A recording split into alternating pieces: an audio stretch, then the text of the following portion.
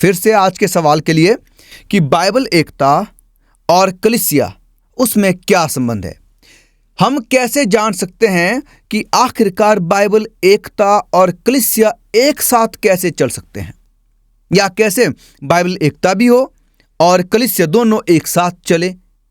प्यारे साथियों, प्यारे दर्शकों, प्रभु यीशु मसीह के मीठे और मधुर नाम में आप सभी को नमस्कार। और आज एक बार फिर से हम आपका स्वागत करते हैं हमारी आज की इस वीडियो में, जहां पर हम एक नए सवाल पर चर्चा करके बाइबल को स्वयं उन सवालों के जवाब देने की अनुमति देते हैं। और जिस तरह से आप जानते हैं कि हमारा एक ही उद्देश्य है कि बाइबल हमें हमारे सवालों के जवाब स्वयं दे, ताकि हम उन सच्चाई का पालन कर सके जो परमेश्वर के वचन में हम पाते हैं। और आज एक नए सवाल पर फिर से चर्चा करने के लिए मैं आपका स्वागत करता हूं। आपका वेलकम है कि आप हमारे साथ यहां पर हाजिर हो सकते हैं। आप इसीलिए यहां पर हैं क्योंकि आप परमेश्वर के वचन में गहन अध्ययन में रुचि लेते हैं। और जिस तरह से हम हर एक नए सवाल पर चर्चा करते हैं, आप उसमें अपना इंटरेस्ट दिखा रहे हैं, अपनी रुचि दिखा रहे हैं। आज एक नया सवाल, जिस तरह से हम जानते हैं कि हम पिछली वीडियो में एकता के बारे में सीख रहे थे कि एकता का क्या अर्थ है, बाइबल मसीहों की एकता के बारे में क्या सिखाती है, क्या बताती है, ये एकता क्यों जरूरी है। इन सभी सवालों पर हम चर्चा कर रहे हैं। क्यों? क्योंकि अंत समय में मसीही एकता बहुत जरूरी है, बहुत आवश्यक है। क्योंकि जिस तरह हमने देखा कि जब लकड़ियों के गट्ठे को एक साथ रखा जाता है तो वो बहुत मजबूत होता है। तो इसीलिए प्रेम में, मसीह के प्रेम में मसीहों की एकता अत्यावश्यक है। अब यह जानना अत्यावश्यक है कि बाइबल एकता, यानी कि बाइबल एकता और कलीसिया में क्या संबंध है। फिर से आज के सवाल के लिए कि बाइबल एकता और कलीसिया उसमें क्या संबंध है। हम कैसे जान सकते हैं कि आखिरकार बाइबल एकता और कलीसिया एक साथ कैसे चल सकते हैं, या कैसे बाइबल एकता भी हो और कलीसिया दोनों एक साथ चले। क्योंकि पिछली कुछ वीडियो में हमने देखा कि ऐसी बहुत सारी मसीही कलीसियाएं हैं जो यीशु मसीह के नाम का प्रचार करती है, यीशु मसीह पर विश्वास करती है, प्रभु यीशु मसीह को अपना उद्धारकर्ता स्वीकार करती है, पर फिर भी वे कलीसियाएं बाइबल के मुताबिक नहीं हैं। तो ये कैसे संभव है कि बाइबल एकता और कलीसिया एक साथ चल सके। तो आज इसी सवाल पर हम चर्चा करने जा रहे हैं और देखते हैं कि बाइबल हमें इसके विषय में क्या सिखाती है। तो क्या आप तैयार हैं इस गहन अध्ययन के लिए? और मैं ये पहले आपसे कह दूं कि अगर आप ये पहली आपकी वीडियो है और आप नहीं समझ पा रहे हैं कि भाई आखिरकार बात किस विषय में कर रहे हैं, तो मैं आपसे ज़रूर चाहूँगा कि आप पिछली वीडियो को देखें, ताकि क्योंकि हम जो है हर एक वीडियो जो वो पिछली वीडियो की निरंतरता होती है, तो इसलिए आप पिछली वीडियो को देखें ताकि आज की वीडियो को आप समझ सकें। तो हम देखते हैं कि आज जितनी भी कलीसियाँ हम देखते हैं या जितनी कलीसियाँ हमारे सामने हैं, उन सब के लिए मसीह के मन में किस तरह की एकता थी, ये पहला सवाल। किस तरह की एकता को मसीह ने अपने मन में रखा कि जैसे उन्होंने कहा, हमने पिछली वीडियो में भी सीखा कि मेरी ये प्रार्थना है कि वो एक मन रहें, वो एक साथ रहें, उनके एक मन हो, वो एक हो जाएं। ये सारी बातें हमने सीखी थी। तो किस तरह की एकता के विषय में यीशु मसीह ने बात की थी।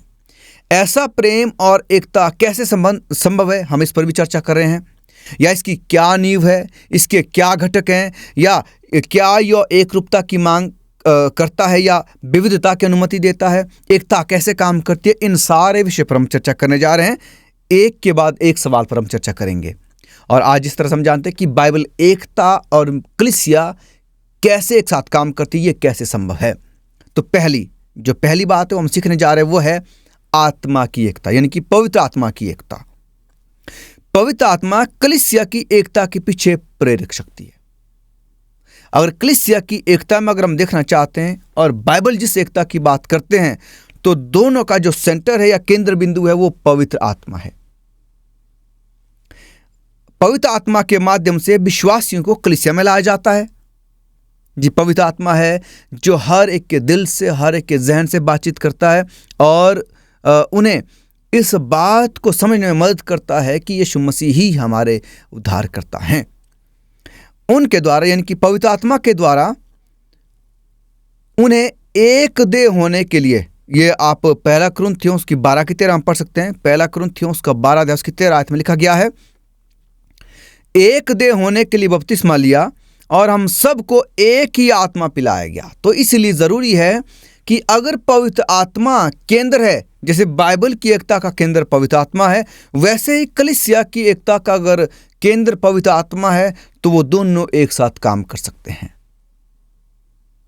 तो ज़रूरी है कि कलीसिया का जो केंद्र बिंदु है, अगर वो पवित्र आत्मा है तो पवित्र आत्मा उन्हें सीधा बाइबल की उन सच्चाइयों का पालन करने के लिए अग्रसर करेगा। तो जैसे एक ही बपतिस्मा, सबने एक होने के लिए उस देह में बपतिस्मा लिया है, उन्हें एक ही आत्मा के द्वारा पिलाया गया है। इन बपतिस्मा प्राप्त सदस्यों में एकता होनी चाहिए, जैसे पौलुस ने आत्मा की एकता के बारे में वर्णित किया या कहा है। जैसे उन्होंने कहा कि आत्मा की एकता, वैसे कलीसिया में एकता का होना लाजमी है, बहुत ज़रूरी है। और अगर आप देखें इफिसियों उसका 4 अध्याय की अगर 4 से 6 तक अगर पढ़ें, इफिसियों उसका 4 अध्याय उसकी 4 से 6 तक, आइए पढ़ते हैं।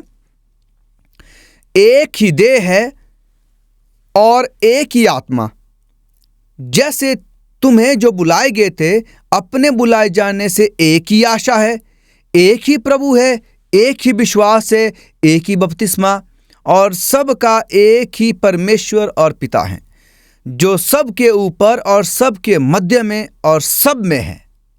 आमीन। कितनी खूबसूरती से लिखा गया है कि एक ही देह है, जिनकी कलीसिया और मसीह उसके सिर हैं, और एक ही आत्मा है, पवित्र आत्मा, जो सबको इस एकता में लेकर आता है। और सभी जो बुलाए गए हैं वो एक ही आशा के लिए बुलाए गए, एक ही आशा की हम मिलकर उस प्रेमी परमेश्वर के साथ अनंत काल तक राज्य में रहेंगे। और एक ही प्रभु है, अर्थात प्रभु यीशु मसीह, प्रभु परमेश्वर। एक ही विश्वास है, विश्वास ये कि मेरा उद्धार केवल यीशु मसीह के बहाए हुए लहू से है। एक ही बपतिस्मा है जो पिता, पुत्र, पवित्र आत्मा के नाम से लिया जाता है। और सबका जो एक ही परमेश्वर है और वो पिता है। तो मेरे प्यारों, कितना खूबसूरती से लिखा गया है यहाँ पर पौलुस द्वारा कि एक ही है, हमें एक होने के लिए बुलाया गया है।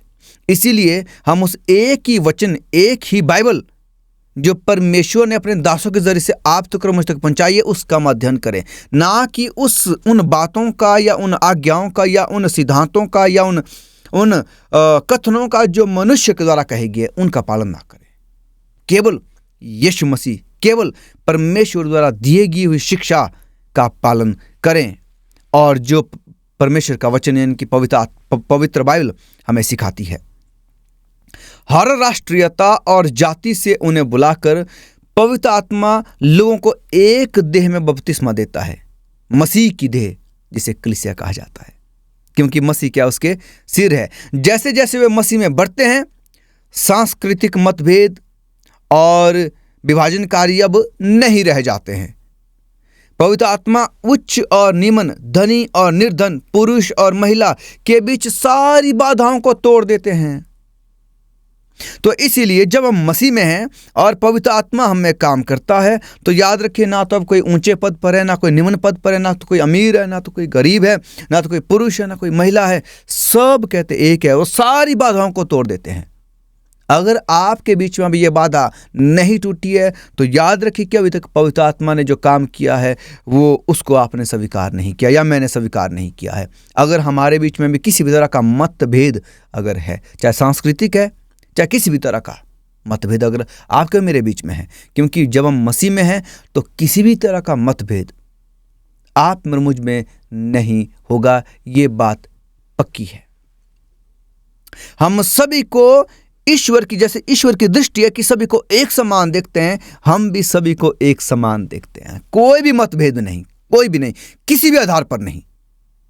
अगर किसी भी आधार पर आपका या मेरा अगर किसी से मतभेद है तो याद रखिए कि हम मसीह में बिल्कुल भी नहीं है। पवित्र आत्मा हम में जो काम कर रहा है, हमने उसको बिल्कुल भी स्वीकार नहीं किया है। हमने पवित्र आत्मा को बिल्कुल भी स्वीकृति नहीं दी है कि वो हम में उस रीति से काम कर सके। और जहाँ एक दूसरे का पूरी तरह से सम्मान किया जाता है, वहाँ क्या है, हम देखते हैं कि पवित्र आत्मा अपना काम करते हैं। और अगले अगर हम बात करें तो वो है एकजुट कलीसिया की एकमात्र आशा, एकजुट कलीसिया की एकमात्र आशा, उद्धार की धन्य आशा जो हमारे महान ईश्वर और उद्धारकर्ता यीशु मसीह के शानदार प्रकाशन पर साकार होगी। एक ही आशा उद्धार की, एक ही आशा जो यीशु मसीह में है, एक ही आशा जो यीशु द्वारा बहाए गए लहू में है। तो कलीसिया बाइबल एकता जैसे यीशु मसीह के विषय में बताती है, यीशु मसीह की शिक्षाओं के बारे में बताती है, यीशु मसीह की शिक्षाओं का पालन करने के लिए बताती है, परमेश्वर पर विश्वास करने के लिए बताती है। ठीक कलीसिया भी वही उनके सिद्धांत होंगे, वही उनकी शिक्षाएं होगी। वो बाइबल से बिल्कुल भी अलग नहीं होंगे, किसी भी स्तर पर नहीं। तो इसलिए ज़रूरी है कि हम किस पर विश्वास करते हैं, हम क्या मानते हैं। अगर आप पहला यूहन्ना उसका 3 की 3 पढ़ें, पहला यूहन्ना उसका 3 अध्याय उसकी 3 आयत, यहाँ इस प्रकार से लिखा गया है, और जो कोई उस पर यह आशा रखता है वो अपने आप को वैसा ही पवित्र करता है जैसा वह पवित्र है। देखिए यहाँ साफ लिखा गया है, हमें एक परिवर्तन की ओर ले जाया जाता है। जब हम बाइबल की एकता और कलीसिया की एकता के विषय में हम जब सोचते हैं और हम गौर करते हैं कि जो बाइबल एकता सिखाती है, क्या कलीसिया में वो एकता है, हमें वो एकता है, तो हमें परिवर्तनता की ओर ले जाया जाता है। और वो परिवर्तन कैसा? जैसा बुलाने वाला पवित्र है, हम भी पवित्र बने। तो यह एक सामान्य विश्वास के माध्यम से होता है। जब हम एक साधारण सा विश्वास या सामान्य विश्वास रखते हैं, यह उसके जरिए से होता है। यीशु मसीह के प्रायश्चित बलिदान में व्यक्तिगत विश्वास की सभी देह का हिस्सा बन जाते हैं। जब हम यीशु मसीह के उस बलिदान में, जो प्रायश्चित बलिदान उन्होंने आपके मेरे लिए किया है, जब हम पूरी रीति से उसमें विश्वास करते हैं, तो मेरे प्यारों, हम सभी जो उस देह का हिस्सा बनते हैं। एक बपतिस्मा जो मसीह की मृत्यु और पुनरुत्थान का प्रतीक है, इस विश्वास को पूरी तरह से व्यक्त करता है कि मसीह की देह के साथ एकता की गवाही देते हैं। यीशु मसीह ने हमेशा, मेरे प्यारों, अगर आप कहीं भी जाएं, कहीं भी देखें, बड़ा गौर करें, अगर आप परमेश्वर के वचन को बड़े ध्यान से पढ़ें, तो आप पाएंगे कि परमेश्वर ने, अर्थात यीशु मसीह ने एकता पर बहुत बल दिया है। और वो एकता कौन सी? जो बाइबल आधारित एकता हो, ऐसी वैसी एकता नहीं, जो बाइबल पर आधारित हो, जिसकी नींव बाइबल हो, जिसका आधार बाइबल हो, जो बाइबल का पालन करते हो, जो बाइबल की बातों को मानते हो, मनुष्य की बातों को नहीं।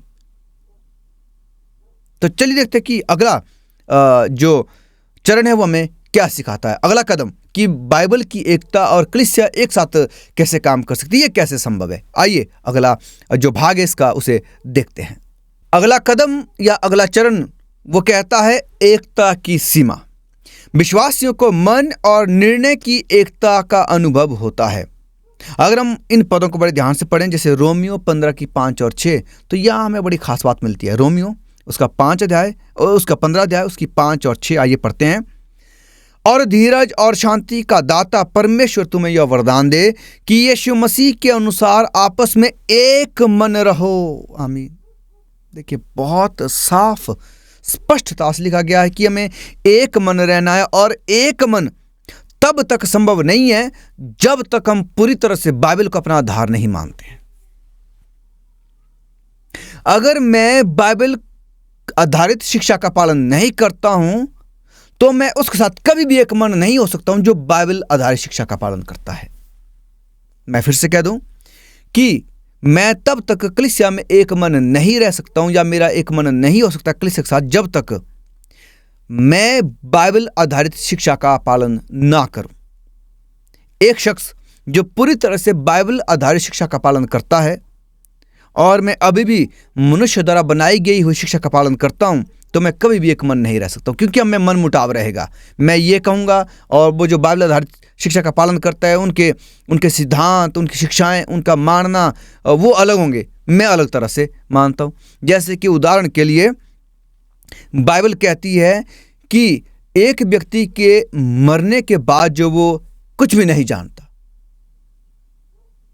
उसकी उद्धार की आशा, जब तक वो जीवित थे उनके पास पूरी आशा थी कि मैं उद्धार के लिए अपने विश्वास, वो कुछ कर सकते थे, अपने विश्वास को और मजबूत कर सकते थे, या यीशु मसीह की परमेश्वर के वचन को और गहराई से मान सकते थे। लेकिन एक बार जब वो शख्स सांस छोड़ देता है, मर जाता है, उसके बाद वो अपने उद्धार के लिए कुछ भी नहीं कर सकता। यानी कि वो जो मृत व्यक्ति है वो कुछ भी नहीं है, वो कुछ भी नहीं जानता, उसके अंदर कोई भी वो विवेक नहीं है।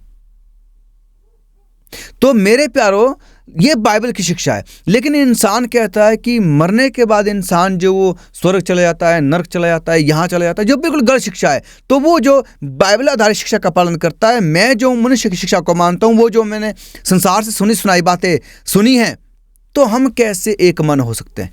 कदापि नहीं। अब आप समझ गए होंगे कि मैं एक मन कैसे रह सकता हूँ। तो एकता की एक सीमा है। मैं कहाँ तक रह सकता हूँ? जहाँ तक अगला शख्स, अगर मैं बाइबल आधारित शिक्षा का पालन करता हूँ और जब तक अगला शख्स बाइबल से बाहर नहीं चला जाता, हम एक मन रह सकते हैं। जिस समय अगला शख्स बाइबल की सीमा से बाहर चला जाता है या बाइबल की शिक्षा से बाहर चला जाता है, तो वहाँ पर एकता की सीमा समाप्त हो जाती है। तो इसलिए ज़रूरी है कि हमें बाइबल को अपना जो वो आधार मानना है, नींव माननी है। बाइबल के अनुसार ही अपने मसीही चाल चलन को आगे लेकर जाना है। अगर मैं इंसान की शिक्षा को मानूं, इंसानियत द्वारा बनाए गए हुए जो उपदेश हैं, धर्मोपदेश हैं, शिक्षाएं हैं या सिद्धांत, अगर मैं उनका पालन करता हूं, तो कभी भी कलीसिया में एकता नहीं रह सकती। आगे आयत कहती है, ताकि तुम एक मन और एक मुंह होकर हमारे प्रभु यीशु मसीह के पिता परमेश्वर की बड़ाई करो। जी हाँ, और ये तभी हो सकता है जब हम सच्चाई का पालन करते हैं, एक बाइबल का को आधार मानकर शिक्षाओं को या उनके सिद्धांतों को मानते हैं, उनका पालन करते हैं। पहला कुरिन्थियों 1:10, पहला कुरिन्थियों उसका 1 अध्याय उसकी 10 आयत, आइए देखते क्या कहता है।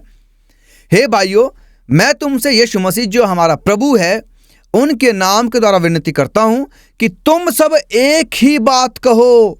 देखिए, एक ही बात हम तब कह पाएंगे जब हम बाइबल को अपना आधार मानते होंगे, बाइबल की शिक्षा का पालन करते होंगे, ठीक वैसे बाइबल का अनुसरण करते होंगे जैसा उसे लिखा गया है, बाइबल की ठीक उन आज्ञाओं का पालन करते हैं जिन्हें कहा गया है, ना तो उसे कुछ छोड़ देते हैं, ना तो उसमें कुछ जोड़ते हैं।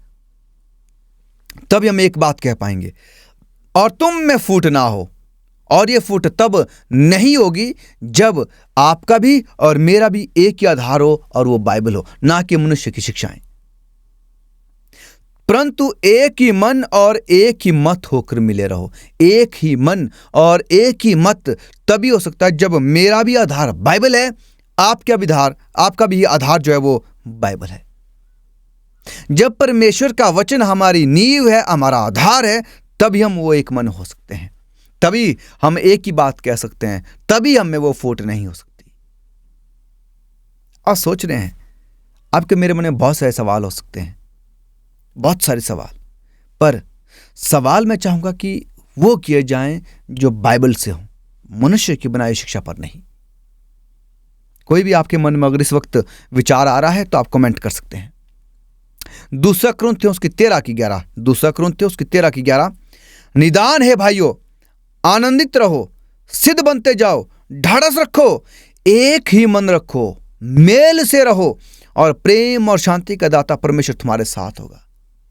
मेरे प्यारो, एक ही मन रखो, मेल से रहो। क्या यह संभव है? देखिए, बाइबल किस एकता की बात करती है और कलीसिया किस एकता में। अगर हम देखें कि बाइबल जिस एकता की बात कर रही है इन आयतों में, और आज हम जिस एकता की देखते हैं कलीसिया में, वो नहीं हो सकती, वो संभव है ही नहीं।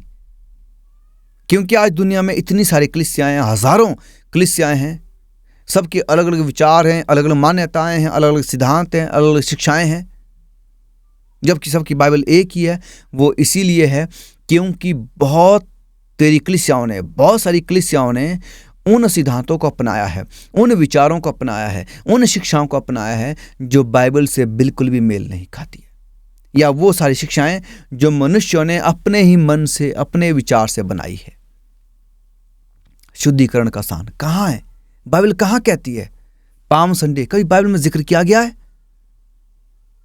जी, यीशु मसीह के लिए उन्होंने खजूर की डालियां डाली, एक विजयी होकर वो आ रहे हैं। कहाँ लिखा गया कि मरने के बाद ये भी हो सकता है, वो भी कर सकते हैं, ऐसा भी कर सकते हैं? कहाँ लिखा गया बाइबल में? नहीं। एक बार जो मर गया उसके लिए आप कुछ नहीं कर सकते, वो गहरी नींद सो रहे हैं।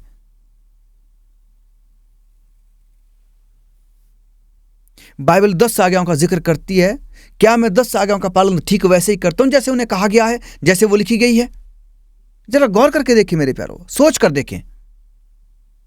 क्या रविवार का पालन करना, रविवार को, मैं नहीं कह रहा हूं कि आप रविवार को जो वो संगति नहीं कर सकते हैं, आराधना आप किसी भी दिन कर सकते हैं, पर वो दिन जो बाइबल ने निर्धारित किया है, क्या उस दिन मैं परमेश्वर की आराधना करता हूं या नहीं करता हूं? 7वां दिन, परमेश्वर के सब्बत का दिन, विश्राम दिन। आज बहुत सारे लोग कहते हैं कि विश्राम दिन है ही नहीं। अगर अब वो कहते हैं कि 10 आज्ञाओं को टांग दिया गया है सूली पर, क्रूस पर टांग दिया गया है, वो अब नहीं है, खत्म कर दी गई है, तो फिर मेरे बहुत सारे सवाल उठते हैं। तो ये मनुष्य की बनाई हुई शिक्षाएं जो कहते हैं कि 10 आज्ञाएं अब नहीं है, वो खत्म की गई है, 2 ही आज्ञाएं बताई गई है, पर इसके विषय में हम आगे बातचीत करेंगे बड़े गौर से। 10 आज्ञा के एक शब्द पर हम बातचीत करेंगे, लेकिन आने वाली वीडियो में। तो देखिए मेरे प्यार, सोचें हम, क्या बाइबल हमारा आधार है या नहीं है? तभी हम वो एक बात कह सकते हैं, तभी हम एक मन हो सकते हैं, तभी हम एक मत में रह सकते हैं, तभी हम मेल में रह सकते हैं, तभी हम एक मन रख सकते हैं, जब बाइबल हमारा आधारित हो।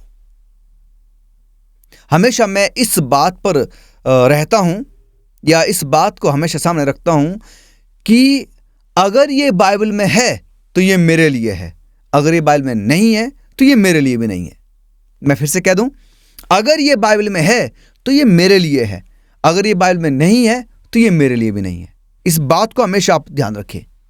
आप जिस बात को बाइबल में नहीं पाते हैं तो वो आपके मेरे लिए भी नहीं है। तो इसलिए ज़रूरी है कि हम किन बातों पर किन बातों को अपना आधार मानते हैं, बाइबल की बातों को या मनुष्य की बनाई हुई बातों को। अब देखिए आगे, विविधता में एकता, यानी कि विभिन्नता में जहां अलग अलग है फिर भी एक है। बाइबल की एकता का मतलब एक रूपता नहीं है, यानी कि एक समान नहीं है। मानव देह का बाइबल रूपक दर्शाता है कि कलीसिया की एकता विविधता में मौजूद है, यानी कि लोग अलग अलग हैं, वो अलग अलग तरह के हो सकते हैं, पर फिर भी उनमें एकता है। ये नहीं है कि सब एक जैसा सोचते हैं, एक जैसा मानना है, या फिर एक ही मन रखते हैं, अर्थात कि जैसा मैं सोच रहा हूं वैसा सामने वाला भी सोचता है, अगला नहीं। वो अलग अलग हो सकते हैं, पर उनका जो विविधता है उसमें भी एकता है। जैसे देह के कई अंग हो सकते हैं, जैसे कि कई अंग है, मेरा सीधा हाथ है, मेरा जो वो बायां हाथ है, पैर है, आंख है, कान है, नाक है, मुंह है ना, छाती है, अलग अलग हिस्से हैं मेरी देह के, पर देह तो एक है।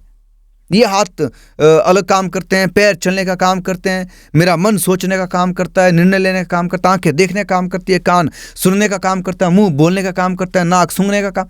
देखिए सबके अलग अलग काम होते हैं, लेकिन फिर भी एक ही देह में योगदान देते हैं। कलीसिया भी ऐसी ही होनी चाहिए।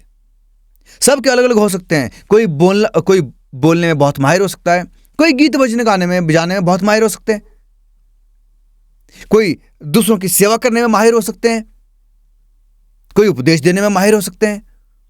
तो सबके अलग अलग काम है, सबके अलग अलग कार्य हैं, पर फिर भी वो सब एक देह में हैं, और वो देह यीशु मसीह जिसका सिर है, वो कलीसिया वो एक देह है। सबके अलग अलग अंग हैं, अलग अलग कार्य हैं, अलग अलग महत्वता है, पर एक ही देह के लिए काम करते हैं। याद रखें, अगर वो अंग उस देह के लिए काम ना करें तो वो अंग उसमें किसी भी काम का नहीं है, वो बेकार है। अगर हाथ कहें कि नहीं, मुझे उठाने का काम या पकड़ने का काम नहीं करना, मुझे चलने का काम करना है, तो क्या मेरा शरीर काम कर सकता है? कदापि नहीं। अगर कान कहे कि नहीं, मुझे तो देखना है, मैं सुनने का काम नहीं करूंगा, तो क्या आपको लगता है कि शरीर सुव्यवस्थित रूप से चल सकती है? बिल्कुल नहीं चल सकता। शरीर अस्त व्यस्त हो जाएगा पूरा शरीर। तो ठीक मसीह में भी, मसीह की जो देह है जिसे कलीसिया कहा गया है, वो भी वैसी होनी चाहिए, उसका एक ही आधार होना चाहिए। जैसा पूरा शरीर इस सिर के कंट्रोल में है, जैसा ये कमांड देता है या कहता है, शरीर वैसा ही करता है। अगर मेरा दिमाग जो कहता है कि हाथ ये पकड़ ले, तो वो पकड़ लेता है, इसे उठा ले, उसे उठा लेता है। अगर पैर को कहता है कि चल, हमें इस रास्ते पर चलना है, तो वो चलते हैं। अगर कानों कहता है कि सुन क्या कहा जा रहा है, आंखों को कहा जाता है कि देख मुझे क्या देखना है, और शरीर वैसा ही करता है, बड़ी सुव्यवस्थित रूप से चलता है शरीर। तो ठीक जैसा मसीह ही उस कलीसिया की देह का सिर है, जैसा यीशु मसीह कहते हैं अगर कलीसिया के देह के हर एक अंग वैसा ही करते चले जाएं तो कलीसिया सुव्यवस्थित रूप से यानी कि एकता से आगे बढ़ेगी। और सिर क्या कहेगा, वो परमेश्वर का वचन हमें बताता है। इसलिए मैं पहले से कहता आ रहा हूं कि हम परमेश्वर के वचन को, परमेश्वर के जो पवित्र कलाम है, उसे हम आधार मानकर आगे बढ़े। तो इसलिए ज़रूरी है कि जैसे हमारी ये देह काम करती है, ठीक कलीसिया भी वैसे ही काम करें। और आप देखते हैं कि एक उदाहरण दिया था यीशु मसीह ने, दाखलता का उदाहरण दिया था। आप जानते हैं यूहन्ना की पुस्तक में जो आप पढ़ेंगे तो प्रकृति में जो दाखलता है वो अपनी शाखाओं के साथ विविधता में एकता का चित्रण प्रदान करती है। ठीक है, यीशु ने विश्वासियों को इस बारे में बताया था कि उन्होंने दाखलता का एक उदाहरण दिया था। शाखाएं विश्वासी और सच्ची दाखलता जो यीशु मसीह है, जो शाखाएं हैं जितनी भी दाखलता की वो विश्वासी लोग हैं, और जो सच्ची दाखलता है वो यीशु मसीह है। ठीक है, तो हर शाखा और हर पत्ती की तरह प्रत्येक व्यक्तिगत मसीह दूसरों से भिन्न हो सकता है, फिर भी एकता में मौजूद है, उसमें जुड़े हुए हैं, उस दाखलता में जुड़े हुए हैं। यानी कि शाखाएं अलग अलग तो हैं पर वो जुड़ी हुई किससे हैं, वो उस मेन ब्रांच या उस दाखलता से जुड़ी हुई, उस तने से जुड़ी हुई हैं। तो वैसे ही हो सकता है कि कलीसियाएं मसीह जो वो अलग अलग हों, पर वो किससे जुड़े हुए होने चाहिए, सिर से, मसीह से, उस देह से जुड़े हुए होने चाहिए। जैसे दाखलता पूरे उस पेड़ का पोषण करती है, हर एक पत्ते का, हर एक शाखा का पोषण करती है, ठीक वैसे यीशु मसीह भी हर एक मसीह का पोषण करते हैं, तब जब वो जुड़े हुए होंगे। अगर नहीं जुड़े हुए हैं तो अलग हो जाएंगे, सूख जाएंगे और उन्हें जला दिया जाएगा। तो इसलिए ज़रूरी है कि हर एक मसीह यीशु मसीह से जुड़ा हुआ हो, उस तने से जुड़ा हुआ, उस सच्ची दाखलता से जुड़ा हुआ हो। और वो तभी हो सकता है जब हम बाइबल आधारित शिक्षाओं का पालन करते हैं, जब हमारी शिक्षाएं बाइबल पर आधारित हो और कभी उससे अलग नहीं होते हैं। कलीसिया में अलग अलग स्वभाव हो सकते हैं, सभी का एक ही मुखिया है और सभी को एक ही के अधीन काम करना है, जबकि कई वरदान, कई उपहार दिए गए हैं और सबको एक ही आत्मा ने दिया है, एक ही आत्मा ने सबको बांटा हुआ है।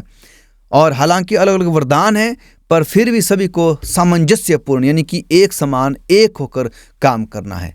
पहला कुरिन्थियों 12:6 कहती है, और प्रभावशाली कार्य कई प्रकार के हैं परंतु परमेश्वर एक ही है जो सब में हर प्रकार का प्रभाव उत्पन्न करता है। जी हाँ, तो इस तरह से हम देखते हैं कि बाइबल आधारित एकता का क्या मतलब है और बाइबल आधारित एकता और कलीसिया में क्या संबंध है, यहाँ से हमें पता चलता है। और अगर आप देखें तो ये सब कुछ जो वो एक ही चीज में जुड़ा हुआ है, एक ही में बैठा हुआ, और वो है बाइबल आधारित शिक्षा, बाइबल आधारित सिद्धांत जो यीशु मसीह में पूरी तरह से बने हुए हों। तो आपकी शिक्षा का क्या स्रोत है, यानी कि आप किसकी शिक्षा का पालन करते हैं, किन मान्यताओं का पालन करते हैं, आपके क्या विचार हैं, आप क्या सोचते हैं, किस आज्ञाओं का पालन करते हैं, बाइबल आधारित है या फिर मनुष्य की बनाई हुई है। सोचें ज़रूर, कोई भी सवाल या विचार आपके मन में ज़रूर कमेंट बॉक्स में लिखें, हम उन पर चर्चा कर सकते हैं। और उन सारी जो विचार हमारे मन में है, नकारात्मक या सकारात्मक जैसी भी सोच है, उस पर हम विचार करके एक ऐसी कलीसिया में हो सकते हैं जो एक मन हो, जो एक तरह का विचार रखती हो, जो एक तरह का विश्वास रखती हो और जो एक होकर रहते हो, एक मेल हो, जो पूरी तरह से बाइबल आधारित हो और यीशु मसीह को अपना उद्धारकर्ता मानकर दूसरे आगमन की तैयारी कर रही हो। क्या आप तैयारी कर रहे हैं? तो इसलिए मेरे प्यारों, आइए हम पवित्र आत्मा को वो पूरी तरह से उसे अनुमति दें कि वो हम में काम करे और हमें एक रहने में मदद करे। एक का मतलब है बाइबल आधारित, बाइबल को अपना आधार बनाना या नींव बनाना। तो आइए हम बाइबल की शिक्षाओं का पालन करें, बाइबल की सच्ची जो उसमें कही गई है उन आज्ञाओं का पालन करें, उन बातों को मानें और अपने आप को यीशु मसीह के दूसरे आगमन के लिए तैयार करें। यीशु मसीह का आना बहुत जल्द है। क्या आप तैयार हैं? अगर नहीं, आइए बाइबल को आधार मानते हुए अपने आप की तैयारी करें और दूसरों तक इन शिक्षाओं को लेकर जाएं। अगर आप आशीषित हुए हैं तो ज़रूर इस वीडियो को दूसरों से साझा करें, ताकि जैसे आप आशीषित हुए हैं वो भी आपके साथ आशीषित हो सके। परमेश्वर हम सभी को बहुत आज से आशीष दे। आमीन।